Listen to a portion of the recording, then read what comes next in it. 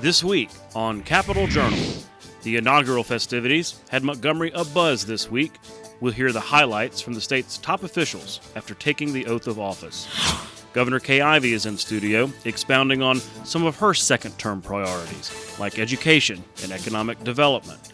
Attorney General Steve Marshall joins us to discuss his role in challenging the Biden administration in court, plus an update on where gambling cases stand. And Senate President Pro Tem Greg Reed talks about a busy few weeks getting organized in Montgomery and what we might see when the legislature convenes in March. It's all next on Capitol Journal.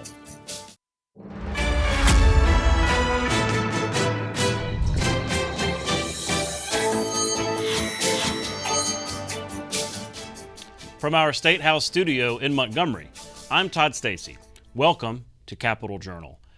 The inauguration of Governor Kay Ivey and other statewide elected officials brought pomp and pageantry to the capital city this week. From the oaths of office to the speeches, receptions, dinners, and of course the inaugural gala, Alabama rang in another term for its top leaders. In addition to Ivey, also sworn into office for a second term, were Lieutenant Governor Will Ainsworth, Attorney General Steve Marshall, Treasurer Young Boozer, and Commissioner of Agriculture and Industries Rick Pate. Taking the oath for their first term were Secretary of State Wes Allen and State Auditor Andrew Sorrell. Each of the officials addressed the crowd gathered at the steps of the Capitol, as well as those watching live on television throughout the state. Capitol Journal's Karen Goldsmith was there and captured the highlights from the speeches. At Alabama Governor Kay Ivey's inauguration as the state's 54th governor, members of the State Board of Education, Public Service Commission, and Alabama's top elected officials took their oaths of office. I, Kay Ivey, do solemnly swear that I will support the Constitution of the United States and the Constitution of the State of Alabama, so long as I continue to be a citizen thereof. And I will faithfully and honestly discharge the duties of the office upon which I'm about to enter, to the best of my ability. So help me, God. And each top official spoke directly to all Alabamians. State Treasurer Young Boozer with his signature thank you. I am honored. I love my job. I know the best way to thank you, all of you, by county.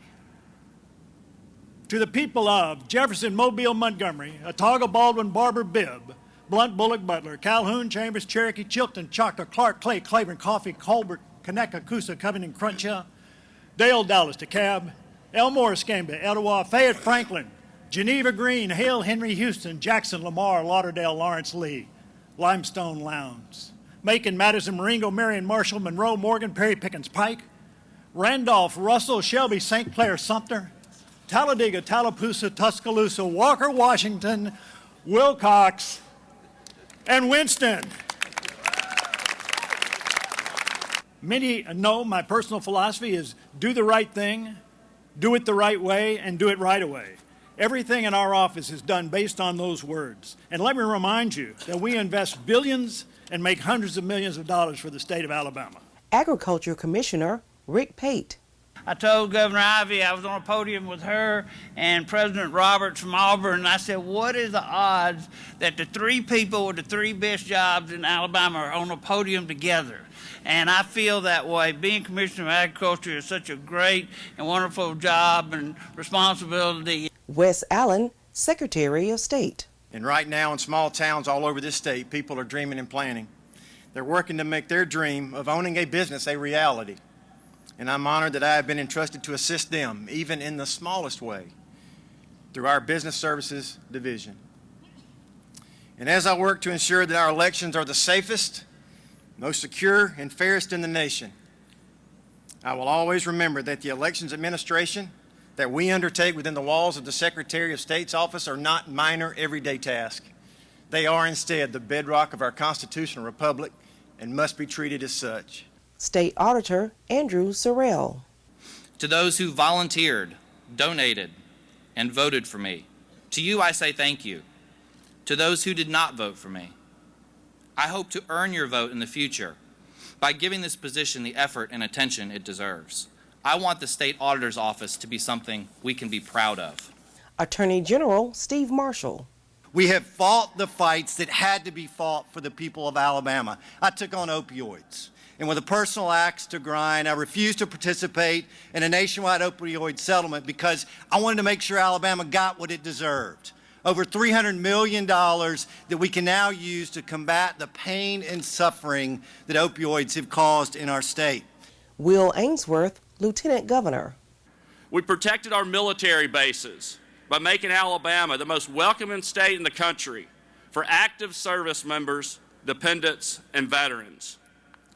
We've ensured access to long-lasting, well-paying 21st century jobs by supporting the Alabama aerospace industry that once launched men to the moon and are doing so again today. And Alabama Governor Kay Ivey. It is the highest honor of my life to serve as your governor.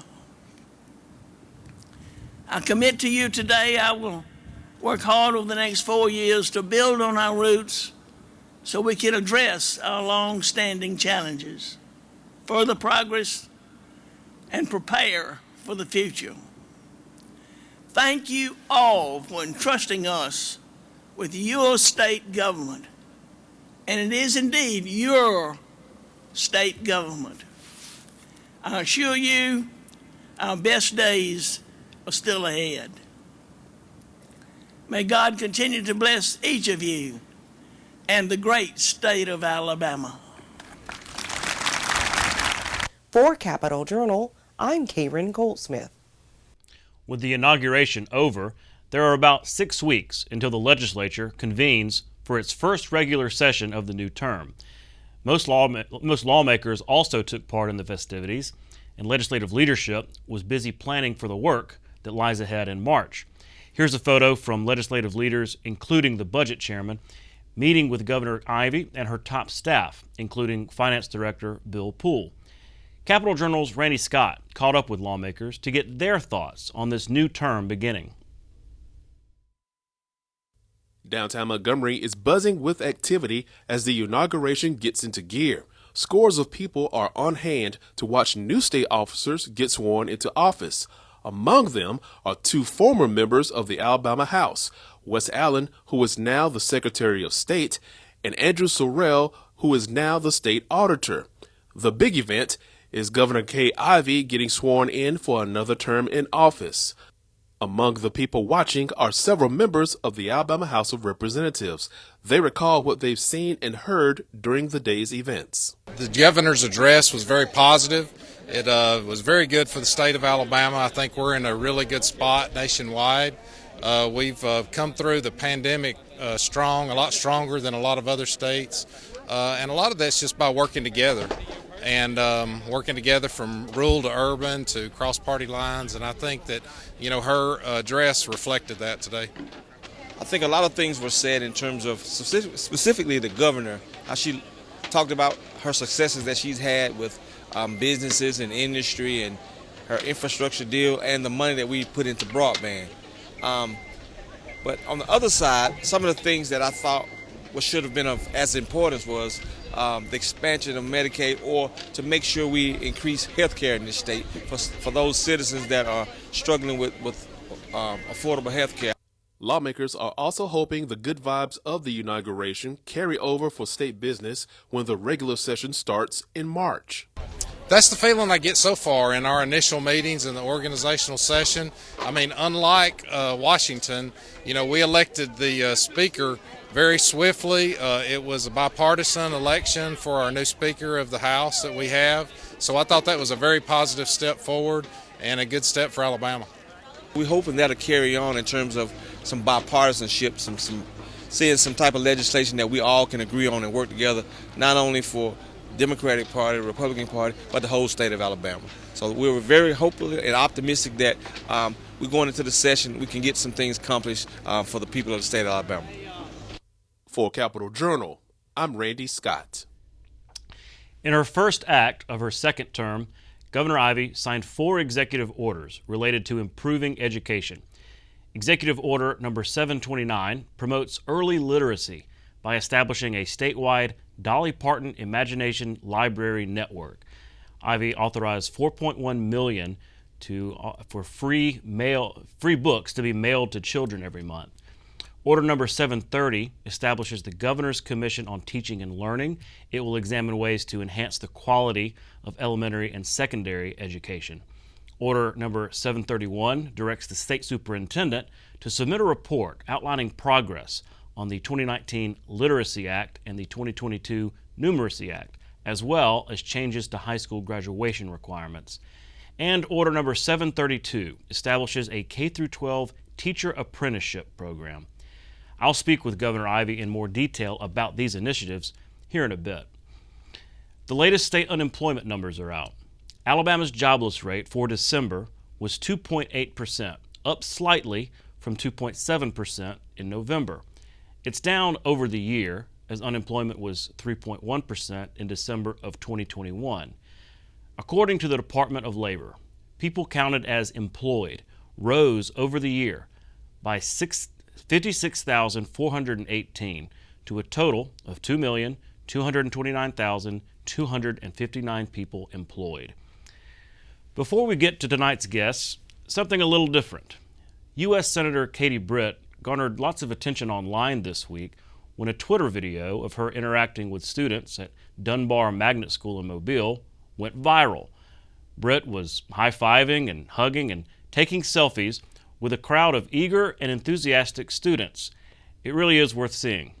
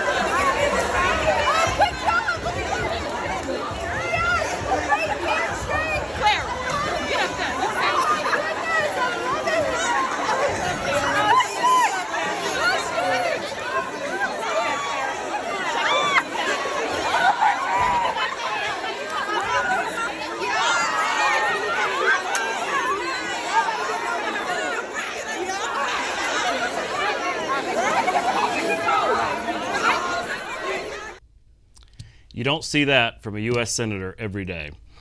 We'll be right back with tonight's guests. You can watch past episodes of Capital Journal online at video.aptv.org. Capital Journal episodes are also available on APTV's free mobile app. You can also connect with Capital Journal and link to past episodes on Capital Journal's Facebook page.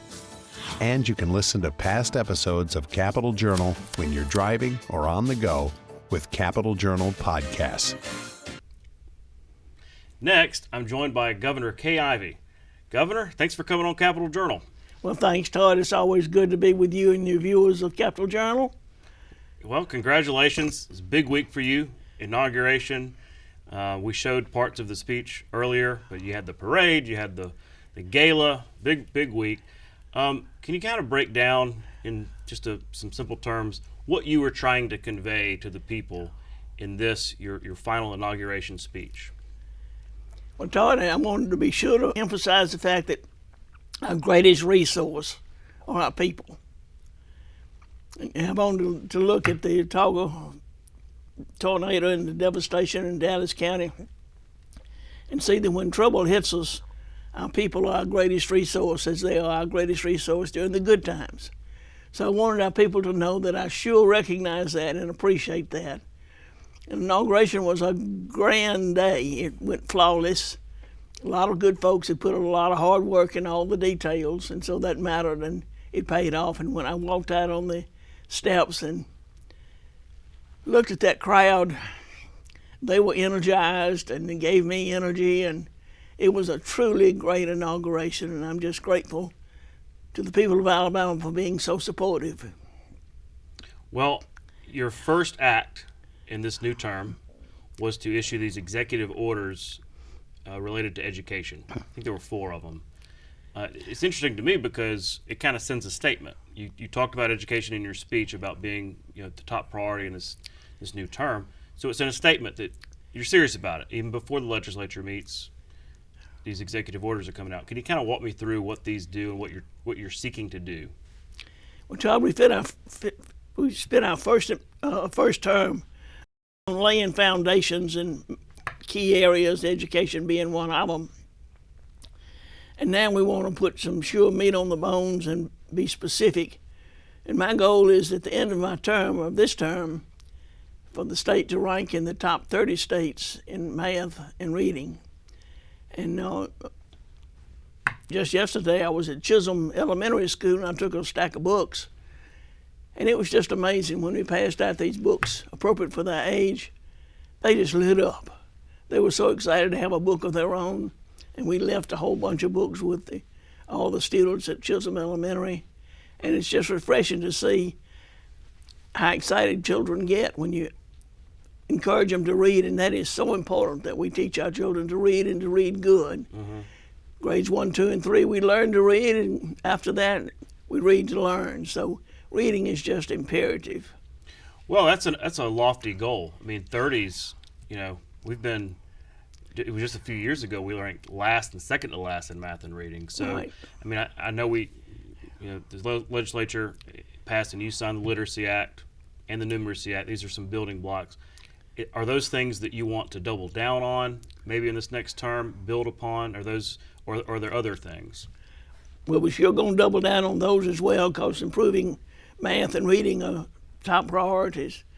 At the same time, one of the executive orders deals with partnering with the Dolly Parton Imagination Library, mm-hmm. and provide all of our students when they're born from birth to age 5 with a book of their own every month, appropriate to their age and reading level, to encourage them to read, because it's just that important. Mm-hmm. So I look forward to working with everybody to double down and let's improve reading and math and move forward.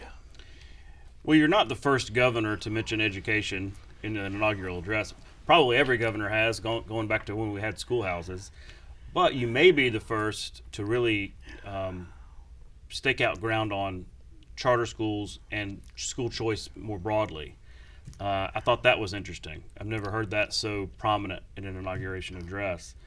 So what's this going to look like come session time? I know State of the State's still more than a month away, but are we looking at policy-wise, finally opening up those local equity dollars for charter schools? Are we looking at an Arizona-type law? Is this something you're going to take the lead on going into the session? Most likely I'll take the lead and work with the legislators to make it reality. But truth is, we need to provide our charter schools with some startup funds, so when they get started, they can stay started and continue to provide the quality education. The most important thing we need is our parents being involved. Mm-hmm. We not only support our parents being involved, we encourage them to be involved in their child's choice of education, and we want parents to help make those decisions. Another theme of your speech was economic development. We know that these incentive laws require reauthorization this year. They're talking about tweaks to them. Lieutenant Governor Ainsworth has been involved in that commission to kind of give recommendations. Is this something, again, that your office is going to take the lead on? And might we see a special session to isolate this issue? You've done that in the past with things like gas tax and ARPA. Is this something we might see again? Well, we'll wait and see. The conversations about a special session are certainly ongoing, but we really want to focus on doing the right things the right way with the right folks, mm-hmm. and that's important. And so we'll keep working to get it all nailed down, and so when we do launch it, it'll be successful. But incentives are going to be a part of that, right? Yeah. Yeah. We've got to have incentives, and if they need tweaking, we'll tweak them.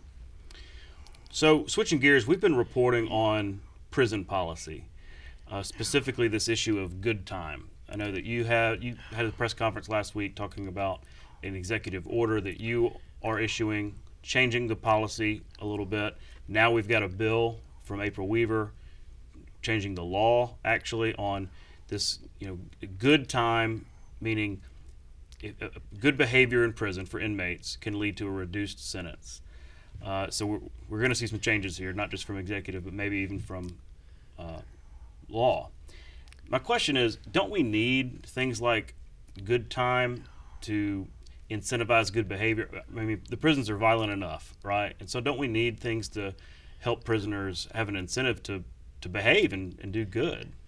Yes, we do, and I'm all for a good time and a way to provide an incentive for good behavior. But at the same time, we've got to recognize that our prison population is mainly made up of violent offenders, and they are not entitled to good time. The purpose of good time is to help individuals that want to rehabilitate themselves and come out and be able to earn a living and have a good job and raise their families. But at the same time, we've got to be cautious that we protect our people and not let people out of prison when they should not be. We lost a deputy this recently because he was shot to death by somebody that should never have been let out of prison. Right. And at the same time, well, I guess that's the question is, he tried to escape and all this and maybe fell through the cracks, and so maybe our policies can be better. Can we do both? Can we allow for incentives to help incentivize good behavior and also yes, we violent offenders locked up? Switching gears again, looking toward the session, lots of lawmakers are talking about what to do with this budget surplus. It is temporary, we know that, but they're talking tax rebates. Some are talking about investing in education, healthcare, other things, infrastructure maybe. What's the latest from your conversations with lawmakers as to what to do with tax rebate, tax cut versus other investments? Well, no doubt we have a budget surplus in both budgets, and that's a good thing. But at the same time, we've got to be fiscally responsible, fiscally conservative, because as you say, this good time won't last long. And so we want to be prepared. So we are working hard to be sure that if we do give some rebates back, that it's an amount sufficient to make people realize that they got some of their money back. Mm-hmm. That's important. I don't want to just give them a token amount. So those discussions are ongoing. We had budget meetings on Tuesday with all 4 budget chairs and the speaker and the pro tem, and we'll have several more of those sessions before the session starts. I know you recently toured storm damage in Selma and Autauga County. What's the latest from your office talking with EMA and the feds on getting relief to those communities? Well, the latest is last Friday I toured the sites in Dallas and Autauga counties, and I was proud to be joined by Congresswoman Terry Sewell in Dallas County, and Senator Katie Britt joined us for those. And that afternoon I got back and was able to connect with President Biden to urge him to issue and expedite a major disaster declaration. Mm-hmm. And that the next morning at 1:29 a.m. we got the call that he had approved it. So the monies are going to be coming. So that's like the first step. Yeah. To getting the federal folks to put money in there so the individuals that were impacted can get resources to help them rebuild their lives. From your time on the ground, what were you hearing from those who were impacted? Obviously, we had, unfortunately, deaths in Autauga County, but miraculously it seemed that nobody died in Selma given all of that damage. What did you hear from the people on the ground? Shock and amazement, disbelief. Most of them had never seen any tragedy or any devastation this magnificent. I mean, it was just huge. It was far greater than I had anticipated. But the people are resilient and they're determined, and neighbors were helping neighbors, and people from all over were flocking in to help and in an orderly fashion, and they were being properly assigned to volunteer.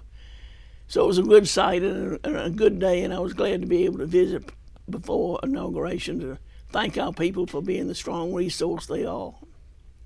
Well, it struck me there was this photo taken, I think, by Congresswoman Sewell's office of you, the Congresswoman, and Katie Britt. I think we can put it up.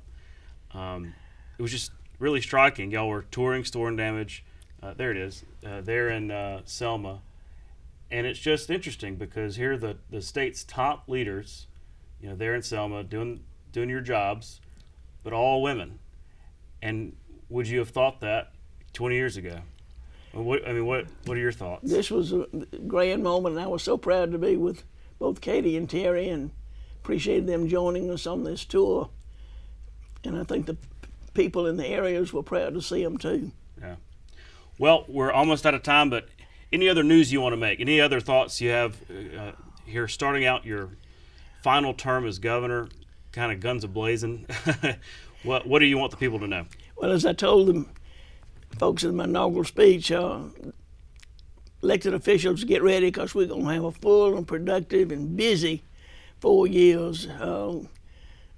So I want everybody to be engaged and be focused on helping this state provide better government, more efficient government, so that we can meet the needs that our people so much deserve.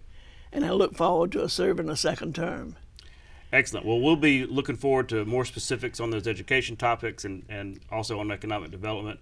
And we'll be covering the State of the State live right here on Alabama Public Television. So very good. We'll look forward to that. Thank you, Governor, for coming on the show. Thank you so much, Todd. All right. We'll be right back. You're watching Alabama Public Television.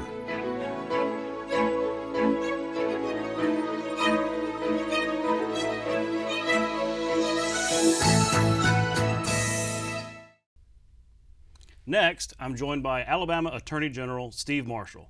Mr. Marshall, thanks for coming on the show. Always good to be here. Thank you. Well, congratulations on your inaugural festivities, your speech, your second full term as Attorney General. We showed a little bit of your speech earlier on the show, but it was short, less than 5 minutes, I think, but substantial in what you had to say. I described it as bellicose in my newsletter. Roman Empire, World War II, talked a lot about being the last line of defense against a advancing progressive agenda. Tell me why you chose that message, that tone, to begin this term. I think that's really the role that attorneys general have kind of morphed into. If you look historically at where we're kind of the top cop in the state. But frankly, over the last 20 years, that has been a transition, and particularly with this administration, one of the things that we've seen is it's the state's attorneys general that have been the responsible party for pushing back. We have the ability under the law to be able to do it, but we've seen on multiple fronts where we've had to address what we believe to be overreach of this administration using the tools available to us in the courts, and we've had substantial victories. And so, as I attempted, at least on Monday, to talk about what Alabama should expect of me, it's really more of the same. I'm a conservative fighting attorney general, and that I'm given that opportunity to be able to do it. And when we now have an administration with a divided Congress that is going to struggle to be able to get some of their legislative agenda through, I think they're going to use agencies as well as executive orders in trying to do things that otherwise I probably will fall on the side of saying that they are either contrary to the law, the Constitution, or the authority of the agency to act. Also heard in your speech a bit of populism, kind of this message of the officers of the state need to adhere to the wishes of the people, which is obviously the basis of democracy, but there are limits, right? I mean, the people are sometimes wrong, the mob can be wrong. And I go back to Edmund Burke and how officials owe their constituents their good judgment in office. So how do we have that balance between, yes, listening to the wishes of the people, but also, knowing that you probably have more information that they do and others in the legislature, the governor, and so on? Yeah, I think I'll say my own personal experience, and this is somebody that's been a DA in public service for a long time and then now as AG for the last now almost 6 years. I learn more in the grocery store from people that stop me and want to talk to me about what's important in their community than I do anything else. And so in many respects, what I was talking about during that speech is when we have a conservative supermajority in this state, we need to govern in a way that's reflective of what the people of Alabama want. And the reality is there are times where people may ask for something that either is not something that we can do as a matter of law or is not something that we can legislate about. Clearly the judgment of the individual representatives are in play, but as it relates to the priorities of the people, that's something I think we need to be responsive about it. And I can tell you particularly right now, one of the things that resonates with me when I talk to people is this idea that we're still battling over the definition of who's a girl and who's a boy. Now, obviously, we have a law that we're defending with the Attorney General's office right now, where the United States Department of Justice is attacking that particular law itself. But yet it's issues like that that are reflective of what the people want that I think is ultimately important for us to be able to listen to. Because the reality also is, and look, you live here, there's a bubble that exists around this Capitol. And if I just stayed inside this 2-mile radius, the reality is I don't think I'd be a very good Attorney General, because I'm not going to be able to hear what the people that elected me, the almost 1 million people that cast their vote on my behalf on Election Day, want me to be able to do. And if I'm not listening, and our legislature's not listening, and other public officials aren't listening, then I don't think we're being responsive to the public that put us here in the first place. Where is that case, by the way? The transgender bathroom case? Yeah, I think right now you have two things going on. There's active discovery before Judge Burke. Okay. He's entered a preliminary federal court. Judge Burke he's actually the acting judge in the Middle District is the way this is postured. But we also have a pending case before the 11th Circuit to set aside the injunction that Judge Burke issued. But right now that case is set to be tried in late August, and so our team's working very hard to get that ready. You think it's one of those that ends up at the Supreme Court? It could. I mean, very much so. I mean, some of the issues that are relevant in that case are broader than simply the very discrete question that's going to be before the court. But would it surprise me? No. But we obviously are doing everything we can actively to create a record that allows us to defend our position on appeal. Man, they've had a busy docket at the Supreme Court the last couple of years. Let's talk about executions. The state Supreme Court has altered the protocols, the legal protocols of how that process moves forward. We talked about this before, because you said these were necessary. You said changes to that protocol were necessary because of these problems that have been happening. Can you walk me through sort of what these changes are and what the people can expect moving forward next time that you go forward with a warrant for execution? Yeah, two things I think are really relevant. Number one is the court has changed who sets the date. And that is now shifted from the Supreme Court to the governor herself. And so that's the first change. The other is that, I think you've heard me talk about this before, there was a narrow 24-hour window for this to be completed previously. And based on the rule change from the Supreme Court, that narrow limitation no longer exists. The governor's going to have the ability through the issuance of her decree as to when that execution can take place, and will give greater flexibility that we're not going up against the clock, if you will, and being able to complete what we have to do with the protocol and make sure that we can fully carry out our responsibility for executions. Yeah, and I can understand someone on the other side saying, look, there are constitutional rights at play. Your right to, I guess, appeal and appeal and appeal. It did, however, kind of get to the point where these appeals were going up until midnight or up till 11 o'clock and sort of maybe meant to cause a delay. It was tactical, for sure. I mean, the strategic effort of those defending death penalty advocates was to prolong the clock as long as possible, because they understood that limited the amount of time that the state could begin its protocol itself. Here, what's that balance? I mean, because we definitely want to ensure that you can exhaust all of your constitutional remedies, but also go forward with a legal process. Yeah, remember one thing is that we can't seek an execution date until all of those have been exhausted.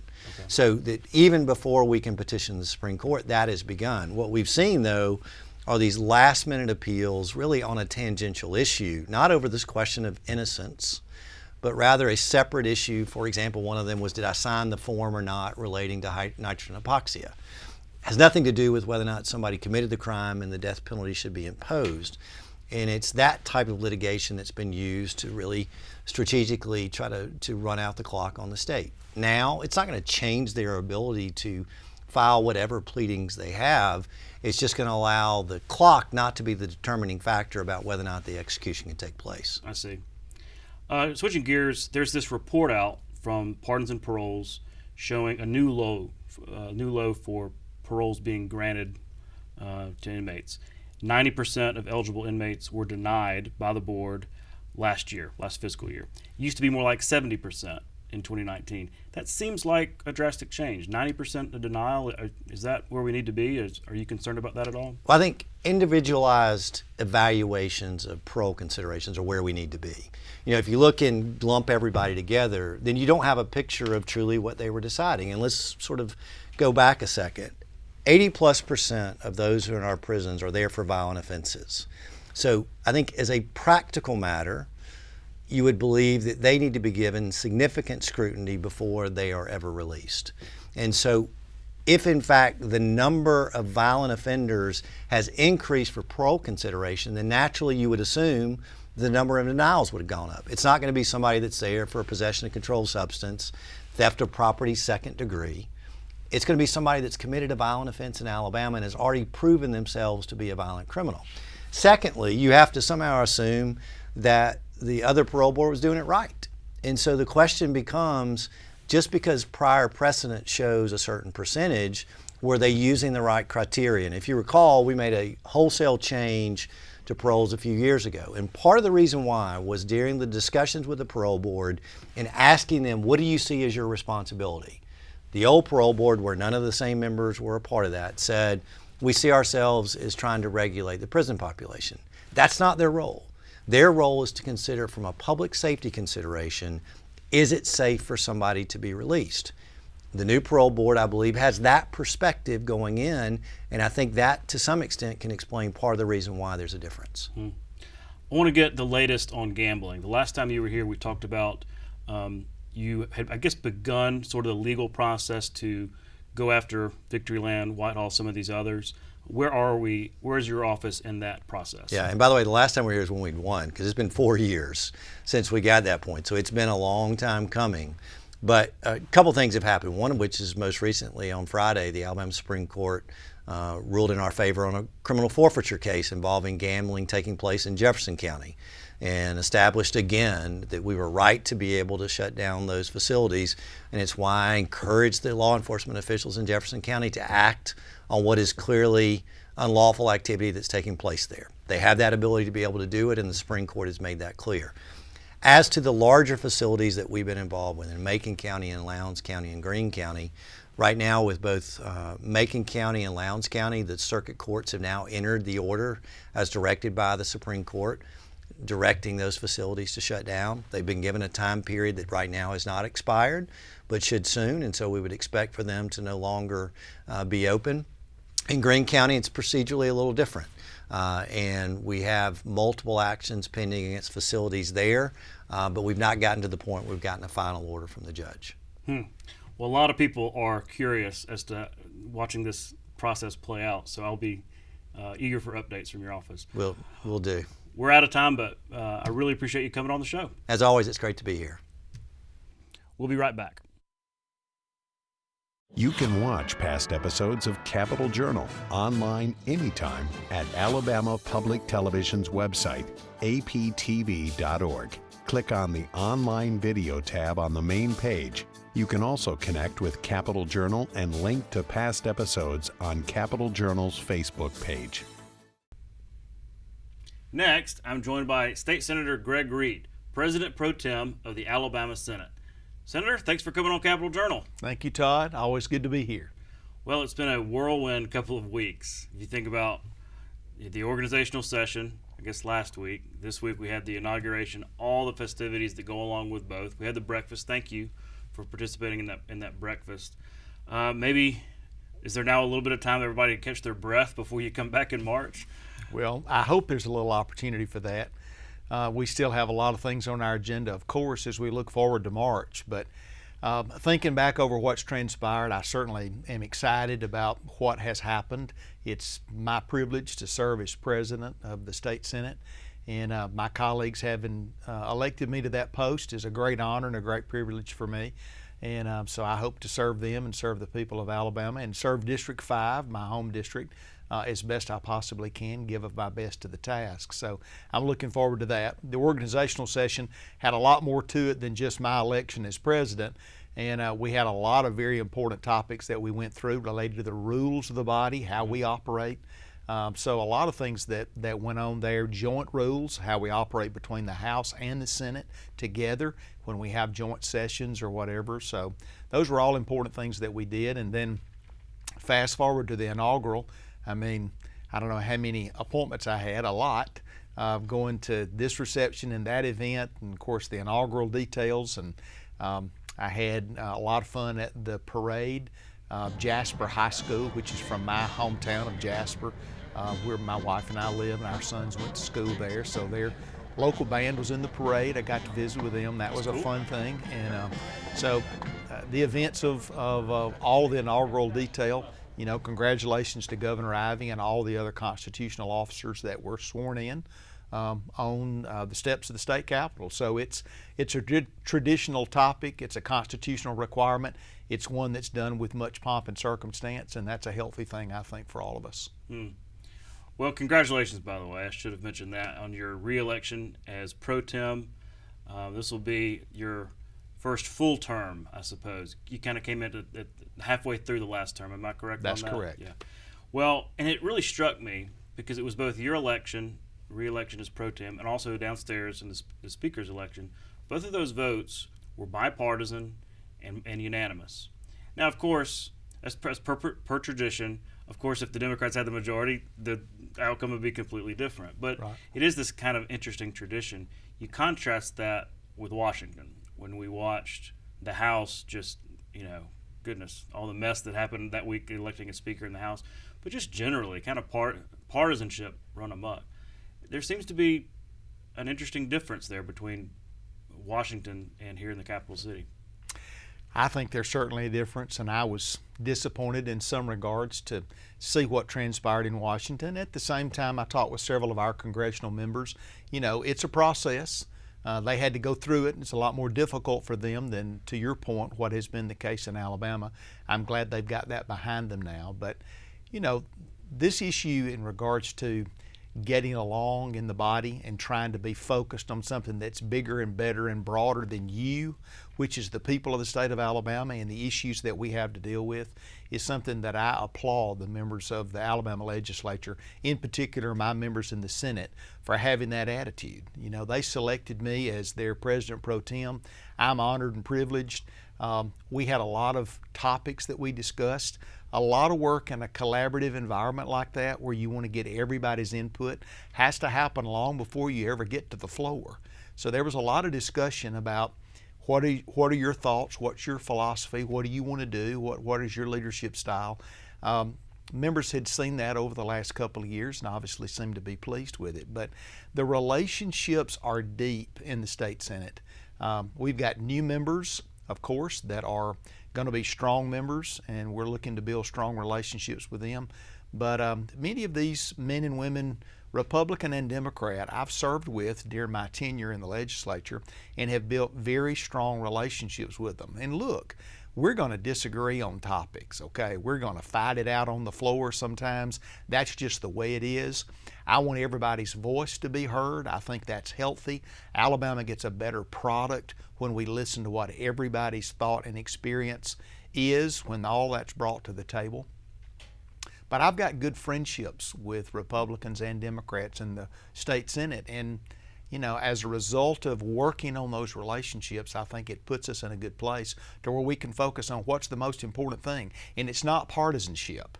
The most important thing are the issues that affect the 5 million people that sent us here, which live in the great state of Alabama. So that's been the attitude that I applaud the state Senate on, and it's been an attitude that I want to continue, and I think it's the best attitude and the best approach for the best outcomes for the people of our state. Well, we all watched the inaugural, all the speeches. The governor, in her speech, talked a lot about education, a lot about expanding school choice, charter schools, doubling down on workforce development gains. I thought that was interesting. And of course, a pretty long list. Based on your observation and your in conversations with your caucus, does it sound like her agenda is more or less lining up with what y'all have been talking about, looking toward these next 4 years? I think there is good alignment. You know, I've had a great friendship and working relationship with Governor Ivey. even when she was the lieutenant governor back in the time that I was the majority leader. She and I worked together daily on what the agenda was going to be in the Senate and so forth. So I've enjoyed a good relationship with the governor. I just had a meeting today with the governor and budget chairs and the Speaker of the House and several staff members trying to hone in on what are the topics that are most important to the people of Alabama, what are issues that are part of the governor's agenda, things that she mentioned in the inaugural speech. You know, I think we're going to be in a pretty good alignment on some of those topics. You know, you think through some of the things she mentioned. Workforce development, huge issue. We, at the moment, don't have enough employees that have the correct training in Alabama to fill the jobs that we need. And that's something I hear from business owners every day. Help us find more employees. How can the school system, the 2-year college system, you know, the 4-year college system, help us train the people of Alabama in the places that we need their help to be able to fill the jobs? You know, topics on education. Super important to the governor, very important to the legislature. We've done a lot of things like the TEAMS Act, focusing on math and science, the Numeracy Act, the Literacy Act, focusing on you know, kids in elementary school all the way through kids through high school, focusing on teachers, being able to reward teachers, be able to pay teachers more. A lot of those were topics that we've worked together with the governor on. We've been very successful with that. I think school choice is a topic we've heard from the governor and heard from others, and certainly I think it's very important that parents are involved in their children's education. How can they get information about what's going on at the public school? How can they understand what the agendas are going to be? What's the criteria of what's the curriculum that's going on for their kids? I mean, those kinds of topics are important themes. You know, we passed legislation on charter schools. We've not had as many charter schools as many would have expected. And there's a good place for charter schools. Public charter schools they offer, you know, a lot of opportunity, especially in specific areas of the state and areas of specific training that may be of interest to students. And I certainly support that. And so as we look at those ideas, I think the governor's got some themes that line up closely with topics that are very important to the legislature. One of the overreaching themes is the budget resources and ARPA funds. Okay, yeah, y'all got to talk about that, right? How do we spend those? I mean, the good news is Alabama's economy, even though inflation is upon us and it's very difficult, and there is potentially a coming recession of which we all recognize, but that doesn't mean that the budget we're dealing with right now has not been strong as regards to Alabama's economy. So people are doing great in our economy, and there's tax resources that are in an overage, a surplus. What do we do with those resources? How do we manage that? Do we send some of that money, of course, back to the people of Alabama? Do we use it on schools and education? Is there issues there that we've not had enough money to do in the past that we need to use it for? What are the most important areas for us to be able to focus those resources? And those are going to be big questions. We've got to have good answers. Let's talk a bit about economic development incentives. This, of course, was a big focus of our breakfast the other day. It's been big, you know, a big focus of media attention. So really going into the session, maybe besides ARPA, one of the bigger issues, reauthorizing these economic development incentives, probably changing them, altering them in some way.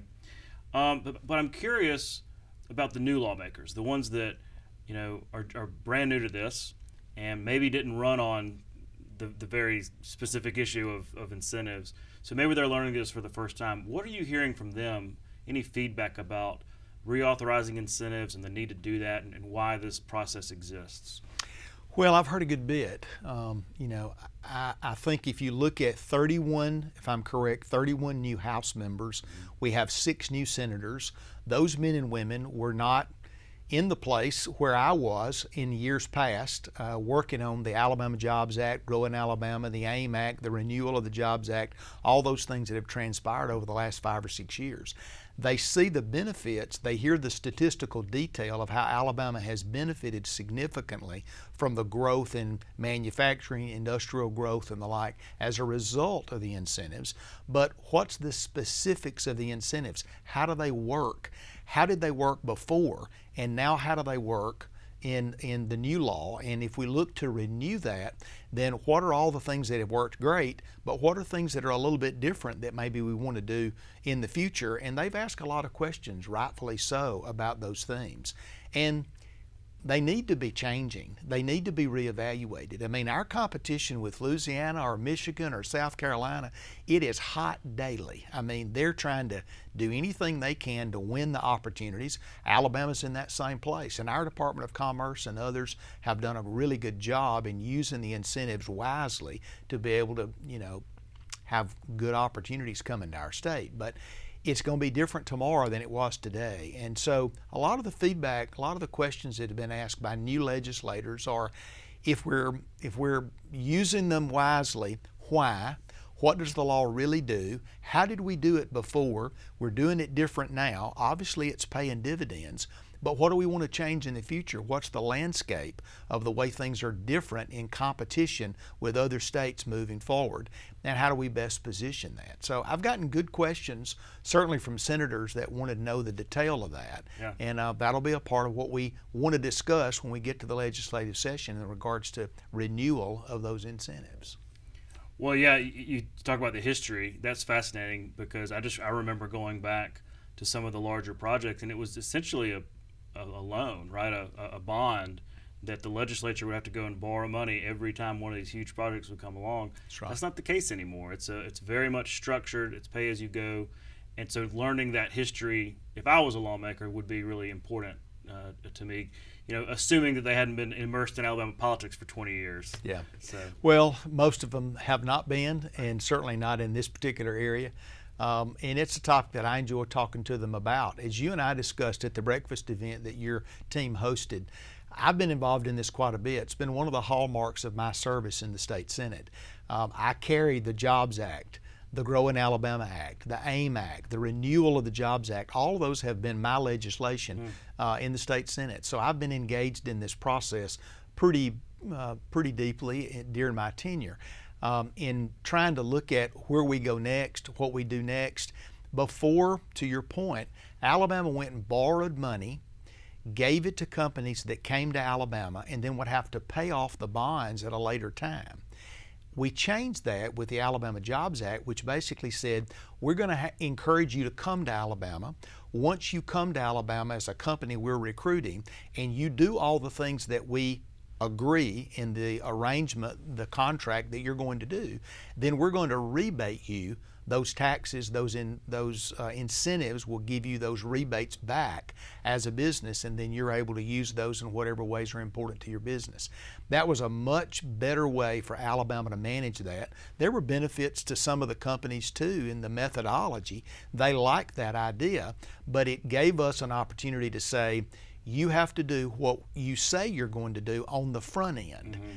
That's the only way you get the result of the contract. And so that's proven to be very successful. While I've got you real quick, I wanted to ask you about committees, because y'all made your announcements of the chairman of these committees, some of the committee appointments. How do you feel about this? You've got some new leaders on committees kind of stepping up into leadership roles. Are you comfortable with all that going about it? And how exactly do y'all go about assigning committee chairs? Well, I'm excited about that. I think we've got great men and women that are in the Senate that are ready to serve, and they bring a lot of experience. We've talked about new senators. We got 6 new senators, but you'll recall 4 years ago we had a much larger, almost double class of senators that came that were freshman senators. Those senators now have all the detail. They've been around for a while. They know what's going on. They've got a lot to offer, and we've moved several of those men and women into different positions of leadership. Whether it's chairs or vice chairs of committees, serving on different committees. Certainly the budget committees are important committees. The rules committee is an important committee. So we've had a lot of pushing and pulling. Mm-hmm. The way I did that process was went to the members and said, what do you want to do? What are your priorities? Where do you think you fit in? What do you bring to the table to help you with this particular assignment? And they all sent me information back. Of course, as you can imagine, they all said, we want to do these things. They're all your favorites, right? Exactly. Yeah. So you had a couple of areas to where we didn't have as many folks weighing in as that. Those were their number one priorities. I went back to the group and said, number one, let me give you as many of the things you've asked for as possible, and then let me encourage you to serve in a couple of these areas, both standing committees and non-standing committees, that are topics maybe you didn't ask for, but they're areas that I think you can do a good job in serving, benefit your district, benefit the people of Alabama. And the feedback has been very positive from the members. Then that agreement, that idea, on once we get everything laid out, kind of moves through in our rules a committee on assignments, which is a group of the leadership that basically says, okay, we're going to approve what the President Pro Tem has positioned for us, and then that goes to the full body for an approval, of which was a part of what we did in the organizational session. So now all that is set for the next 4 years. All of those committees, you've got 17 standing committees, and they're all set. The chairs, the vice chairs, all the membership is set, ready to go to work come March the 7th. Interesting. Well, it's like in Congress. Everybody can't be on appropriations, right? That's true. So, well, we're out of time, but thanks again for coming in, and we'll look forward to seeing you back in March. Look forward to it as well. Thank you, Todd. We'll be right back. The Alabama Department of Archives and History was founded in 1901. Becoming the nation's first publicly funded independent state archives agency. The archives identifies, preserves, and makes accessible records and artifacts of enduring historical value to the state. Thomas Owen founded the agency and served as its first director. He was succeeded by his wife, Marie Bankhead Owen, who headed the archives for 35 years and was the second woman to lead a state agency. That's our show for this week. Thanks for watching. We'll be back next week at the same time, right here on Alabama Public Television. For our Capitol Journal team, I'm Todd Stacy. We'll see you next time.